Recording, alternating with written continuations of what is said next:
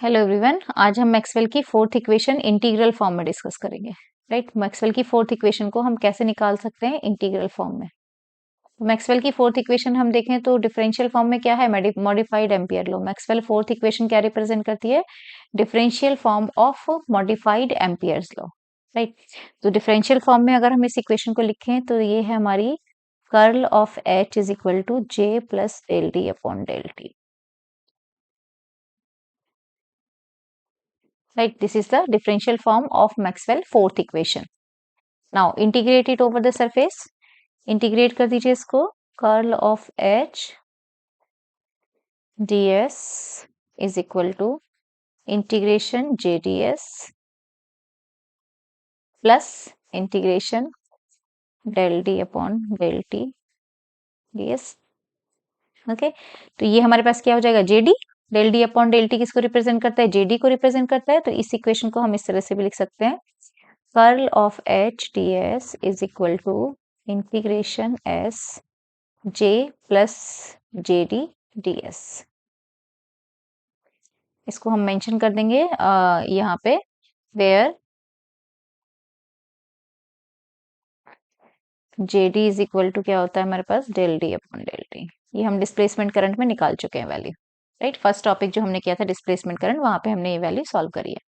तो यहाँ पे हमारे पास हो गया ये curl H D S is equal to integration J plus J D D S. Right, अब यहाँ पे देखिए हम स्टोक्स थ्योरम यूज करेंगे। Now using Stokes theorem,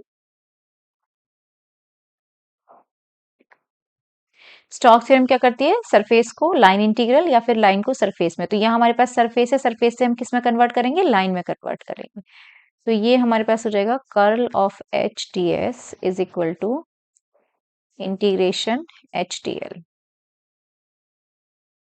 right, ये इक्वेशन आ जाएगी हमारे पास। यहाँ वैल्यू पुट कर दीजिए इसकी, इस इक्वेशन में वैल्यू पुट कर दीजिए। इक्वेशन इससे पहले हम इक्वेशन नंबर ले चुके हैं क्या, नहीं, तो हम यहाँ पे इसको इक्वेशन नंबर 1 डाल देंगे। इक्वेशन 1 में वैल्यू पुट कर दीजिए, तो इक्वेशन हो जाएगी integration H D L is equal to integration J plus J D D S. This is the Maxwell fourth equation in integral form.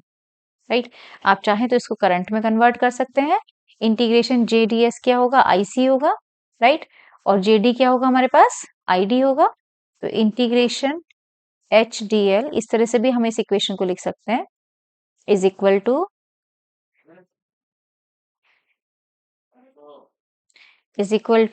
I plus I D. This is the Maxwell fourth equation in different integral form. Right, हम यहीं पे भी छोड़ सकते हैं इसको कि this is the Maxwell fourth equation in integral form, दोनों साइड इंटीग्रेशन आ रहा है इस पे। राइट, इसका सिग्निफिकेंस लिख देंगे, this equation signifies that the line integral of magnetic field is equal to the sum of conduction current and displacement current. इसी इक्वेशन को अगर हम बी की टर्म में लिखेंगे तो यहाँ म्यू नॉट और आ जाता है।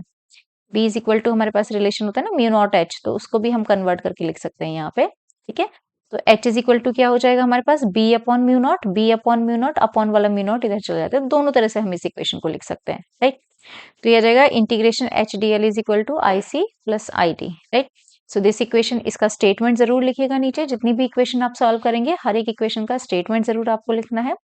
This equation signifies that the line integral of magnetic field is equal to the sum of conduction current and displacement current. So this is the Maxwell fourth equation in integral form. Okay, तो अभी हमने Maxwell की चारों equation integral और differential form में convert किया है, जो कि हमें ये बताती हैं। अगर हम चारों इक्वेशंस को यहाँ पे लिखें, देखिए मैक्सवेल की फर्स्ट इक्वेशन है हमारे पास, divergence of E is equal to rho by epsilon naught. Second equation है हमारे पास divergence of B is equal to 0। Third equation है हमारे पास curl of E is equal to minus del B upon del T. And fourth is curl of H is equal to J plus del D upon del T. इनको हम अपने हिसाब से convert कर सकते हैं वेक्टर को, ई को डी, ई में डी में दोनों तरह से लिख सकते हैं, बी और एच दोनों तरीके से लिख सकते हैं। वो हमारी रिक्वायरमेंट पे डिपेंड करता है कि हम इक्वेशन को किस तरह से लिखेंगे। तो यहाँ पे देखेंगे तो जो मैक्सवेल की दोनों इक्वेशन है, ये तो आपका फ्लक्स डाइवर्जेंस को रिप्रेजेंट करती हैं। और बाकी की जो दो इक्वेशन है थर्ड और फोर्थ, ये फर्स्ट इक्वेशन है, ये सेकंड इक्वेशन है, ये थर्ड इक्वेशन है और ये फोर्थ इक्वेशन है डिफरेंशियल फॉर्म में, राइट।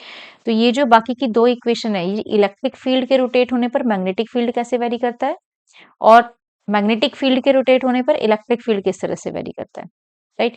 क्योंकि रिसर्च में हम भी जानते हैं कि changing electric field produce magnetic field and changing magnetic field produce electric field. तो थर्ड और फोर्थ इक्वेशन इलेक्ट्रिक और मैग्नेटिक के वेरिएशन को बताती हैं। तो अब हमारे पास जब इलेक्ट्रिक और मैग्नेटिक का रिलेशन आ गया, तो इन रिलेशंस को यूज करके हम आगे प्रोपेगेशन इक्वेशंस निकाल सकते हैं, राइट।